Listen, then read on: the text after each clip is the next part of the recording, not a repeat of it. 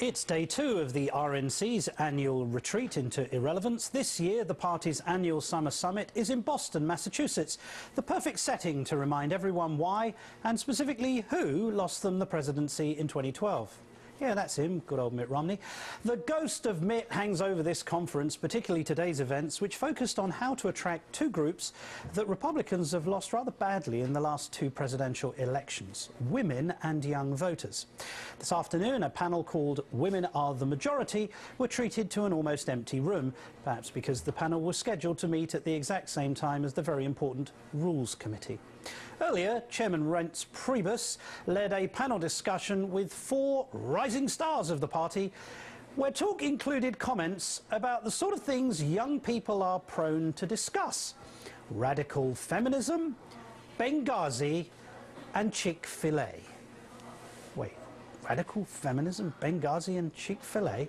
Oh well, I guess they were born with old souls. Joining us now is Ilyse Hogue, president of NARAL Pro-Choice America, and with me here in the studio is Joy Reid, who's the managing editor of the Grio.com and an MSNBC contributor. Joy, in yesterday's forum with Newt Gingrich and today with the Rising Stars, both stressed the need to be positive, all the while trashing the president, liberals, the media, and so on.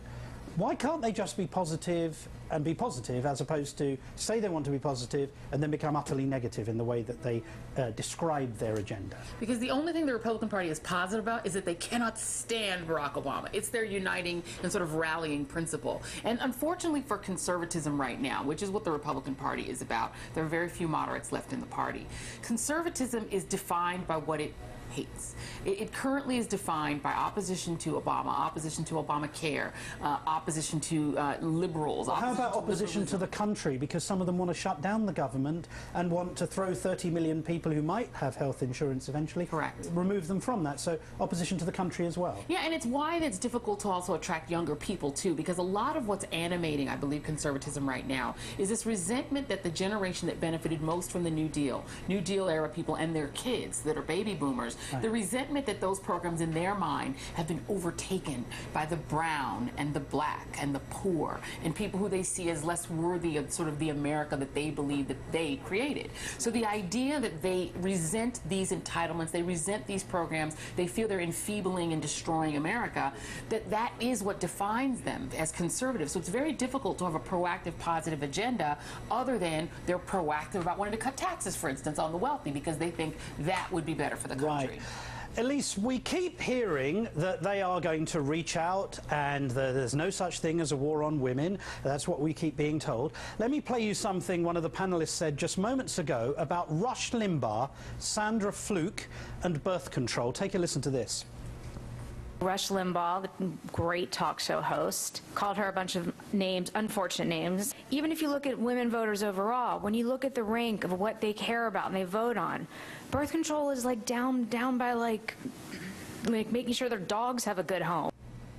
Birth control is at the same level as a dog's home. Your response, Ilyse?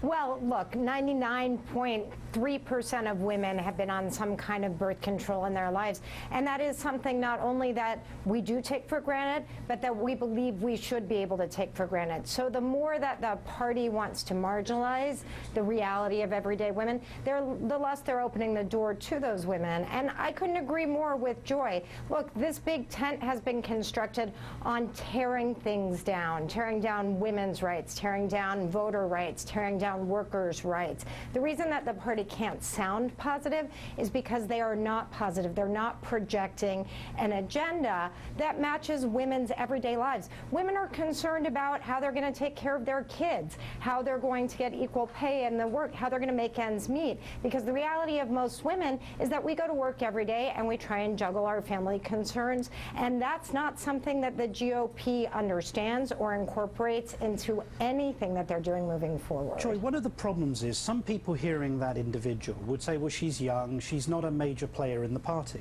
But I was looking at some of the things that major players in the party have come out with.